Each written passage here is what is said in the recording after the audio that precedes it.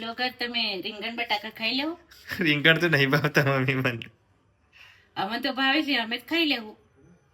તો પણ મને તો નહીં ભાવતા, શું કરશો? તો રીંગણમાં કેવો તત્વ હોય તો જે લોગર હોય ને મજબૂત થવું હોય તો આ ખાવું પડે. એવું? તો સારું વધુ નહીં, ખાઈ લઈશું તાને બસ. તો તત્વ મળશે. સારું. અને કરણ, હમ. એક વાત કહું, હા બોલ. તું લોગર બને, હું ના બની શકું? હા, મારે બનવું છે હું બનું છું તાન? લોગર, બ્લોગર નહીં, બ્લોગર. બ્લોગર. હા. તો તું બની શું કરે? મને બધા ઓળખે ને આ લોગર લોગર, મને બી કરે ભલે કે. એવું? હા, હા, મન કે છે લે. તને કહે છે હમ. કે આ લોગર આ બધા, તું જાય છે બજાર તો તને કેવા બધા ઉભા રાખી દે છે. હા.